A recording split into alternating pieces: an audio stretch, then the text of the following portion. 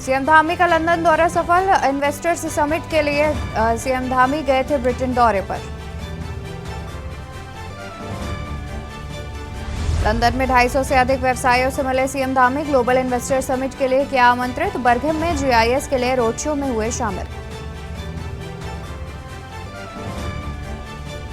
कांग्रेस का चुनावी mission social media के जरिए देगी भाजपा को चुनावी टक्कर। 11,635 बूथों पर बनेगी सोशल मीडिया टीम।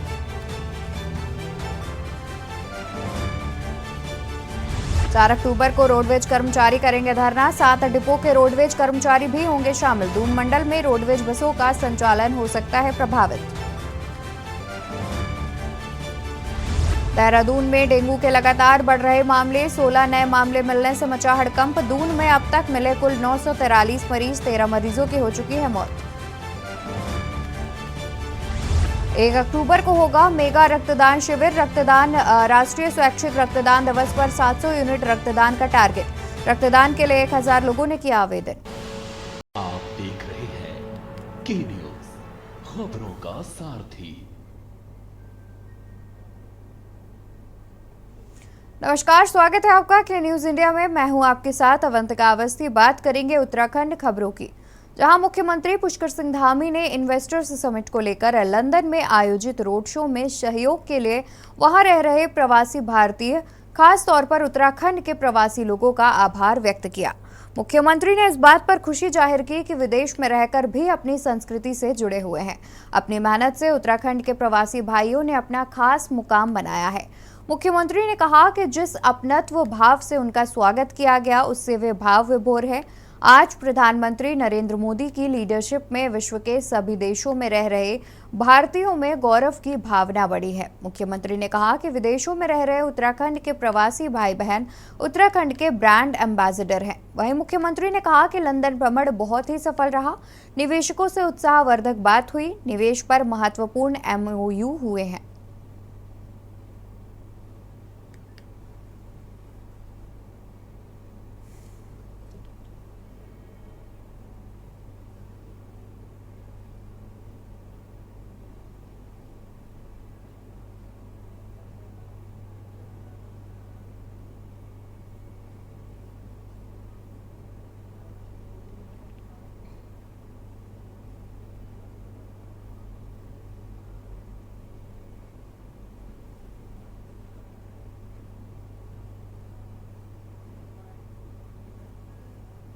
वाले सभी अप्रवासी भारतीयों का, प्रवासी उत्तराखंड के भाई बहनों का, सबका मैं दिल से आभार व्यक्त करता हूं, उनका धन्यवाद करता हूं। आज जिस प्रकार का मैंने यहाँ पर आप सब लोगों का जुड़ाव, आज भी देवभूमि से, अपनी मातृभूमि से, जिस प्रकार के सांस्कृतिक परिवेश में आप सब लोग ने जन्म लिया है, उसको यहाँ भी आप लोगों ने बढ़ाने का काम किया है।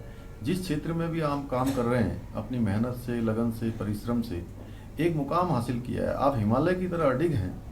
और मैं कह सकता हूँ, जिस प्रकार का आत्मीय भाव, जिस प्रकार से आपने मेरा यहाँ पहुँचने पर स्वागत किया, हमारे प्रधानमंत्री आदरणीय मोदी जी के प्रति आपका जिस प्रकार का एक विश्वास है, उनकी लीडरशिप में आज पूरी दुनिया के अंदर हर भारतवासी का सीना चौड़ा हुआ है, उसके अंदर एक विश्वास का भाव पैदा हुआ है।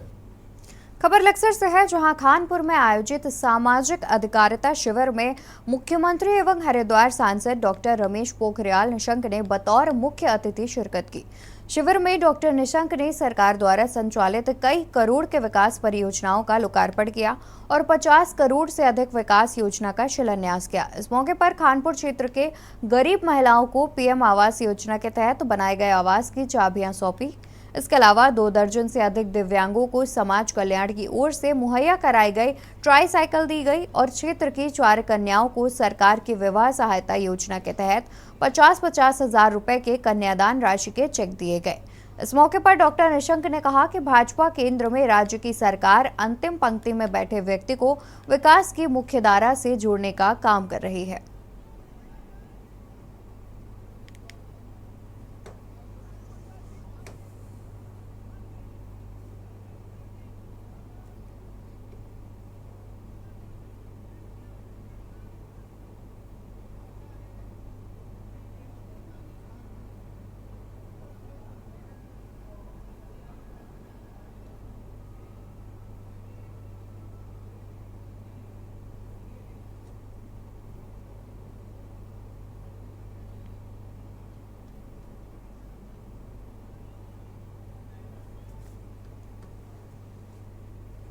हल्द्वानी के वरिष्ठ भाजपा नेता अनिल कपूर डब्बू को उत्तराखंड मंडी परिषद का अध्यक्ष बनाया गया। मुख्यमंत्री द्वारा एक दिन पूर्व 10 भाजपा नेताओं को दायित्व सौंपे गए हैं, जिसमें अनिल कपूर डब्बू को उत्तराखंड मंडी परिषद का अध्यक्ष बनाया गया है।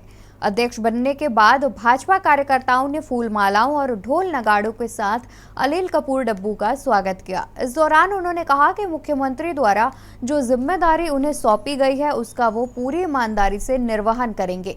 मंडी परिषद का काम किसानों की समस्याओं को दूर करना है, जिसके लिए वो दिन रात काम करेंगे।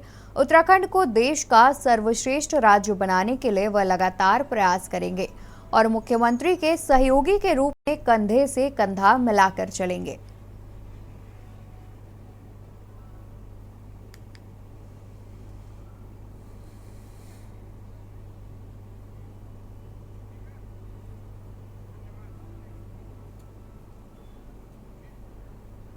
अपने वरिष्ठ कार्यकर्ताओं को विभिन्न दायित्वों से नवाजा है।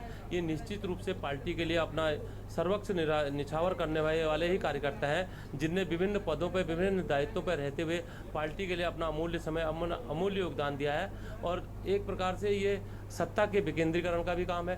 काम कार्यकर्ता से जुड़ाव हो जाता है और सभी पदाधिकारी जो अपने राज्य मंत्री दायित्वधारी बने हैं सभी निष्ठावान हैं और आम जनताओं की अपेक्षाओं को उनके कार्यों को सुलभ करने के लिए इनकी नियुक्ति की गई है और निश्चित रूप से भारतीय जनता पार्टी इससे प्रत्येक क्षेत्र में मजबूती से कार्य करेगी। का मैं धन्यवाद करता हूं, उन्होंने बहुत बड़ा विभाग मुझे दिया है और निश्चित रूप से मैं उनकी अपेक्षाओं में खरा उतरने का प्रयास करूंगा। किसानों के हित में जो जो नई योजनाएं हो सकती हैं, कैसे मंडियों में रेवेन्यू बढ़े, कैसे किसानों को अधिकतम फायदा हो, कैसे किसानों की उपज नज़दीक तक जाए। और इसके अलावा भी माननीय मुख्यमंत्री जी ने निर्देश दिए हैं कि प्रदेश के अंदर गुड गवर्नेंस के लिए जो जो काम हो सकते हैं, अगर कहीं डंडा चलाने की जरूरत पड़ेगी तो निश्चित रूप से डंडा भी चलाया जाएगा। लेकिन हमारा मानना है कि प्रदेश सबके सहयोग से बना है। उत्तराखंड के लिए उन्होंने एक सपना सजोया है उत्तराखंड की जनता ने, और इस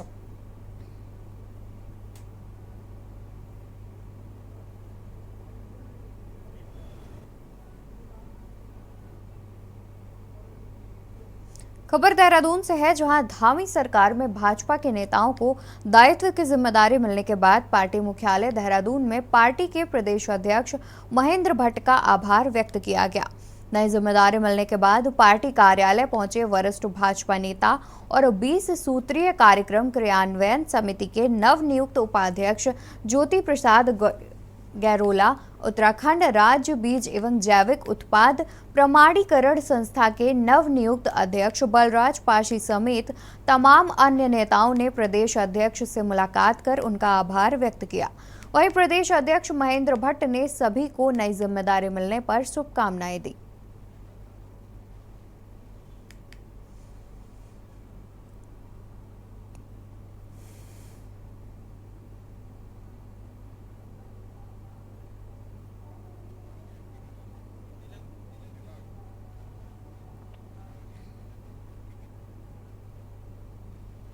सबसे पहले तो इस नई जिम्मेदारी के लिए प्रदेश के मुख्यमंत्री माननीय पुष्कर सिंह धामी जी का, प्रदेश अध्यक्ष माननीय महेंद्र भट्ट जी का, प्रदेश नेतृत्व, उन सभी कार्यकर्ताओं का आभार है, अभिनंदन है, धन्यवाद है।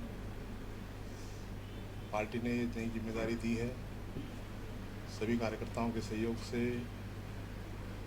माननीय पुष्कर सिंह धामी जी का जो विकास का नया विजन है, प्रधानमंत्री जी के नए भारत का जो सपना है, उसको साथ लेकर एक सहयोगी के रूप में आम जन तक जन कल्याणकारी नीतियों का सही व्यक्ति तक उसका लाभ मिले।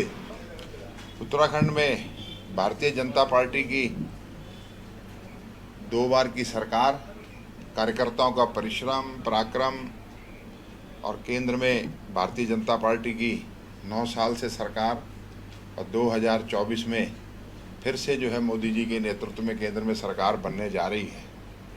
उसके लिए सभी कार्यकर्ता लगे हुए हैं। उसी के नाते से उत्तराखंड के मुख्यमंत्री पुष्कर सिंह धामी जी और प्रदेश अध्यक्ष महेंद्र भट्ट जी, संगठन मंत्री अजय जी और हमारा जो केंद्रीय नेतृत्व है, उसने निर्णय लिया है कि पार्टी के कार्यकर्ताओं को जिम्मेवारियां दी जाएं।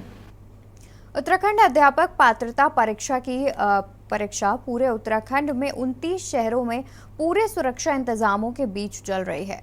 बता दें कि CUET परीक्षा 29 शहरों में 97 परीक्षा केंद्रों में संचालित हो रही है, जिसमें उत्तराखंड विद्यालय शिक्षा परिषद की ओर से पुख्ता इंतजाम किए गए हैं, जिसको लेकर 29 शहरों के 97 परीक्षा केंद्रों में यह परीक्षा पूरी सुरक्षा के बीच संचालित की गई। बता दें कि उत्तराखंड अध्यापक पात्रता परीक्षा 2 पाली में संचालित हुई थी।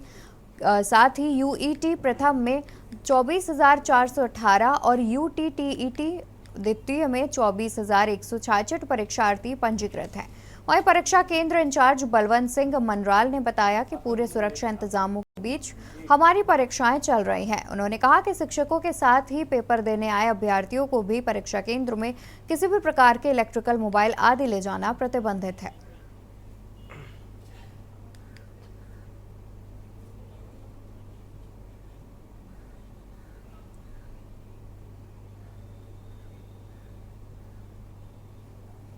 हमारी परीक्षा संचालित हो रही है और 2 पालियों में होगी। शाम को 2 से 4:30 बजे तक ये परीक्षा चलेगी। का तो ऐसा है कि जैसे परसों ऐसे हल्द्वानी से पेपर मिले थे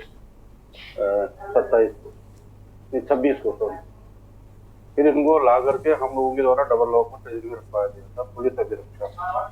मोबाइल वो तो हमने अपने जो निरीक्षक हैं उनको भी और एज वेल एज एग्जामिनेशन को भी कह दिया है कि भैया परीक्षा बिल्कुल अलाउ नहीं है, मोबाइल तो अलाउ है ही नहीं। खबर देहरादून से, जहां प्रतिवर्ष की भांति 16 और 17 दिसंबर को literature fest valley of words का आयोजन किया जाएगा। यह जानकारी डॉक्टर पूर्व IAS डॉक्टर संजीव चोपड़ा ने दी। उन्होंने बताया कि इस वर्ष देश भर से 70 प्रकाशन से 600 किताबों का नॉमिनेशन आया था, जिनमें से 8 किताबों का चयन पुरस्कार के लिए किया गया है। इंग्लिश फिक्शन और नॉन फिक्शन का पुरस्कार नो वे आउट और the journey of Hindi language journalism in India को दिया जाएगा, जबकि हिंदी फिक्शन और नॉन फिक्शन का पुरस्कार शहर से 10 किलोमीटर और दिनांक के बिना को दिया जाएगा। इस मौके पर ज्यूरी मेंबर में शामिल डॉक्टर रुद्रांशु मुखर्जी, प्रोफेसर सतीश एकांत, पूजा मारवाह और हीरा पांडे मौजूद थे।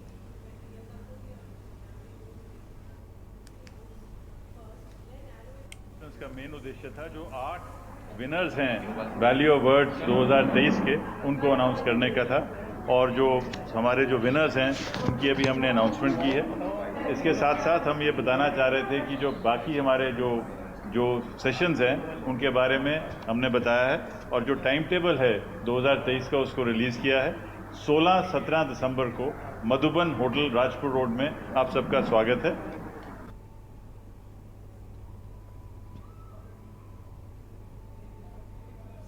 कोटाबाग ब्लॉक अंतर्गत न्याय पंचायत बैल पड़ाव पोषण माह का आयोजन किया गया, जिसके चलते आशा कार्यकर्ताओं ने स्कूटी रैली भी निकाली और जानकारी के साथ साथ कुपोषण को दूर भगाने के संदर्भ में चर्चा की गई। रैली कार्यक्रम के दौरान सुपरवाइजर पूनम गोस्वामी द्वारा लोगों को जागरूकता रैली के रूप में बताया गया, जिसमें सशक्त भारत पोषण भारत के साथ इस कार्यक्रम का आयोजन किया गया। कार्यक्रम के दौरान क्षेत्र के सभी आशा कार्यकर्ती मौजूद रहे।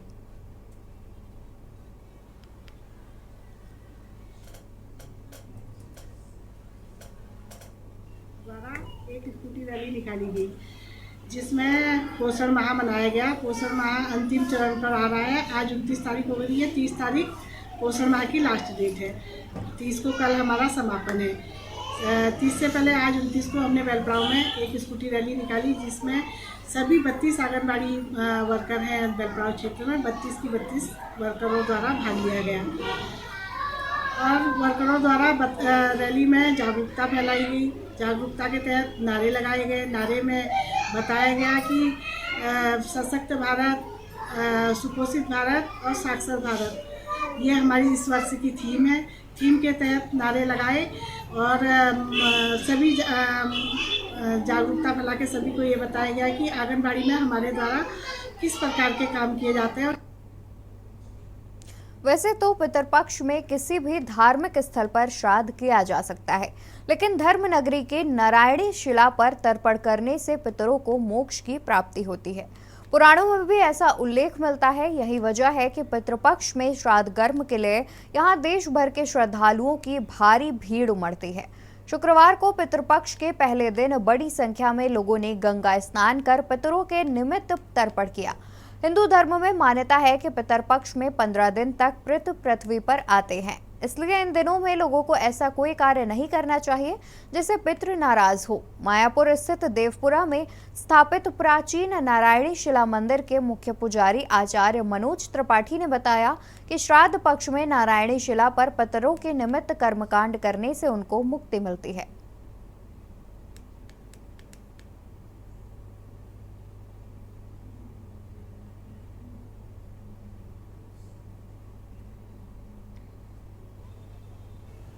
कि ये जो महालय पक्ष है जिसे हम श्राद्ध पक्ष भी कहते हैं, इसमें सबसे पहले हमारे पितृ पधारे हैं हमारी श्रद्धा स्वीकार करने के लिए। तो श्रद्धा से पितृ निमित्तक किया गया कार्य श्राद्ध है। इससे ही स्पष्ट वर्णन है कि अपने श्रद्धा पूर्वक करें पितरों के लिए कार्य। आपके पास अगर सामर्थ्यवान है तो सामर्थ्यानुसार बड़े विधि विधान से ब्राह्मण को घर बुला के, नाती को घर बुला के, बहन के लड़के को घर बुला के उसको भोजन कराएं, वस्त्र आदि का दान करें। और आपसे सामर्थ्यवान थोड़े से कम है तो तीर्थ में जाके, जैसे हरिद्वार नारायणी शिला मंदिर है, यहाँ पर आकर तर्पण पिंड दान करें, ब्राह्मण को भोजन आदि कराएं। अगर इतना भी नहीं कर सकते तो सूर्य नारायण को जल दें और अपने दोनों हाथ उठाकर कहें, हे पितरों, मेरे पास आपको देने के लिए मात्र मेरा भाव है। इसी को स्वीकार करके श्राद्ध संपन्न करें। रुकेंगे एक छोटे से ब्रेक के लिए, जल्द हाजिर होंगे अन्य खबरों के साथ। आप देख रहे हैं के न्यूज, खबरों का सारथी। ब्रेक से वापस आ गए हैं, रुक करेंगे खबरों का और बात करेंगे राजधानी देहरादून की, जहां एसटीएफ को बड़ी कामयाबी हाथ लगी है। एसटीएफ ने बहुचर्चित पुष्पांजलि प्रोजेक्ट केस के इनामी आरोपी राजपाल वालिया को नैनीताल से गिरफ्तार किया है। एसटीएफ के मुताबिक राजपाल वालिया काफी लंबे समय से पुलिस और अन्य जांच एजेंसी की गिरफ्तारी से बच रहा था। एसएसपी ने वालिया पर 25,000 का इनाम घोषित किया था। एसटीएफ के एसएसपी आयुष अग्रवाल के मुताबिक पुष्पांजलि बिल्डर प्रोजेक्ट के तहत प्लाटों में निवेश के नाम पर कई लोगों के साथ धोखाधड़ी हुई थी। इस मामले में दीपक मित्तल, राखी मित्तल और राजपाल वालिया के खिलाफ मुकदमे दर्ज किए गए थे। उन्होंने बताया कि राजपाल वालिया पुष्पांजलि के डायरेक्टर में से एक हैं। आरोपी को पकड़ने के लिए पुलिस के साथ साथ एजेंसियों का भी प्रयास कर रही है। उन्होंने बताया कि इसके खिलाफ ईडी की जांच भी चल रही है। इसके अलावा पूछताछ में राजपाल वालिया ने बताया कि वह अपनी गिरफ्तारी से बचने के लिए किसी से भी फोन पर बात नहीं करता था। गौरतलब है कि पुष्पांजलि प्रोजेक्ट में कई लोगों को फ्लैट बेचे जाने के नाम पर धोखाधड़ी की गई थी।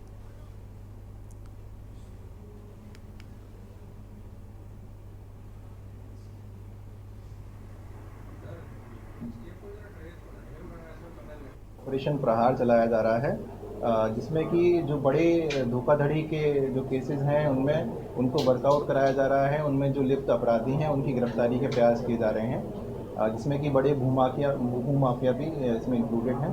तो इसी क्रम में आप सभी को पता है कि पुष्पांजलि बिल्डर्स नाम से एक कंपनी बनी थी, जिसके द्वारा कुछ प्रोजेक्ट्स बनाए गए और कई अन्य प्रोजेक्ट्स के नाम पर सैकड़ों लोगों से फ्लैट्स बुक कराए गए और करोड़ों रुपए उसमें लिया गया। और उसके बाद में ये कंपनी के जो डायरेक्टर्स थे ये लोग फरार हो गए थे। इनमें से एक डायरेक्टर है राजपाल वालिया। इसको कल देर रात हमारी एसटीएफ की टीम ने नैनीताल से गिरफ्तार किया है। इस पर 25,000 रुपये का इनाम घोषित था। इस पर 5 मुकदमे डालनवाला थाने में दर्ज हैं, जिसमें कि गैंगस्टर एक्ट का केस भी शामिल है। साथ ही इसमें prevention of money laundering act के अंतर्गत ईडी के द्वारा भी इनके विरुद्ध कार्रवाई की जा सकती है। खबर हल्द्वानी से है, जहां वीवीआईपी कार्यक्रम को लेकर पहुंचे नवनियुक्त डीआईजी योगेंद्र सिंह रावत ने अधिकारियों को दिशा निर्देश दिए। साथ ही प्रेस कॉन्फ्रेंस करते हुए कुमाऊं मंडल के लिए अपनी प्राथमिकताएं भी बताई।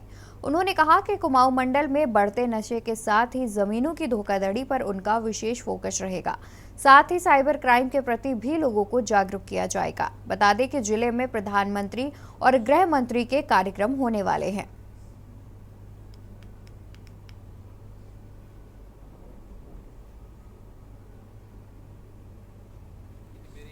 प्राथमिकता है वो एक रिस्पॉन्सिव पुलिस को बनाने की, जिसमें कि हम कोई भी पीड़ित हमारे पास आता है उसको हम ध्यान से उसकी बात को सुने, त्वरित उसको न्याय दें और समाधान से उसको अवगत भी कराएं। क्राइम फ्रंट पे इस समय दो जो मेन सबसे बड़ी प्रॉब्लम है वो है साइबर क्राइम, जो आर्थिक अपराध से जुड़ा हुआ है, और दूसरा ड्रग का जो एक प्रचलन लगातार बढ़ रहा है। तो इन दोनों चीज़ों पे बहुत ज़्यादा फोकस रहेगा। साइबर क्राइम में जहाँ एक और पब्लिक को अवेयर करने का भी प्रयास किया जाएगा, वहीं ये भी प्रयास किया जाएगा कि पुलिसकर्मी अपना जो नॉलेज है, साइबर क्राइम से जुड़ा हुआ नॉलेज है, उसको भी अपडेट करते रहें, ताकि जो क्रिमिनल है उसके हम बराबरी पे आ सकें या उससे हम आगे रह सकें। ड्रग एक बहुत बड़ी प्रॉब्लम है, ये केवल प्रदेश की ही नहीं बल्कि मैं तो कहूँगा एक इंटरनेशनल प्रॉब्लम है। इस पर शुरू से ही लगाम कसना जरूरी है, तो इसके लिए भी हम जहाँ एक और अवेयरनेस का प्रोग्राम लगातार चलाते रहेंगे। इसके साथ साथ अपने मुखबिर तंत्र को मजबूत करके ड्रग की बरामदगी करना सुनिश्चित करेंगे। रुड़की के नेहरू स्टेडियम में 5 दिवसीय श्री खाटू श्याम भजनोत्सव की शुरुआत 1 अक्टूबर से की जाएगी। इस दौरान विभिन्न कार्यक्रमों का आयोजन होगा। कार्यक्रम की शुरुआत ध्वज यात्रा के साथ होगी। रुड़की के साकेत स्थित अग्रवाल धर्मशाला में आयोजित पत्रकार वार्ता में श्राम मित्र मंडल के अध्यक्ष एवं कार्यक्रम संयोजक राकेश अग्रवाल ने बताया कि रुड़की में पहली बार श्री श्याम बाबा का भव्य कार्यक्रम आयोजित होने जा रहा है, जो कि लगातार 5 दिनों तक चलेगा। उन्होंने बताया कि पहले दिन 1 अक्टूबर को 2100 ध्वजों के साथ नगर में ध्वज यात्रा निकाली जाएगी, जो कि दुर्गा चौक से शुरू होकर पूरे शहर में होते हुए दुर्गा चौक पर ही संपन्न होगी। दूसरे दिन अग्रवाल धर्मशाला में श्री श्याम नाम की मेहंदी लगाई जाएगी और शाम को श्याम संकीर्तन का आयोजन किया जाएगा। वहीं 3 अक्टूबर से 5 अक्टूबर तक नेहरू स्टेडियम में विख्यात कथावाचक यति किशोरी के द्वारा नानी बाई रो मायरो नरसी का भात का आयोजन किया जाएगा। इसके साथ ही 5 अक्टूबर को रात्रि 8 बजे से विशाल श्री खाटू श्याम भजन उत्सव का आयोजन होगा।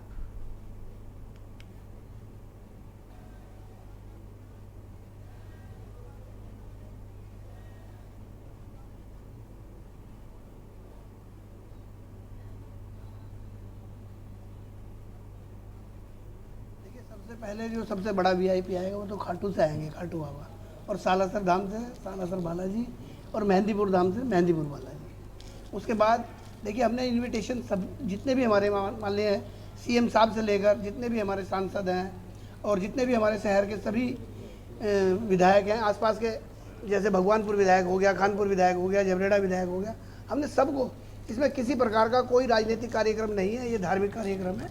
और सबको ध्यान में रखते हुए शहर के हर बंदे को हमारा मकसद आपके माध्यम से यही जनता तक पहुंचाना है कि ये जो 2100, पिछली बार आपने देखा होगा कि 1100 निशान यात्रा का हमारा लक्ष्य था और 1500 हमने मंगाए थे और 1300 हमारे लगे थे।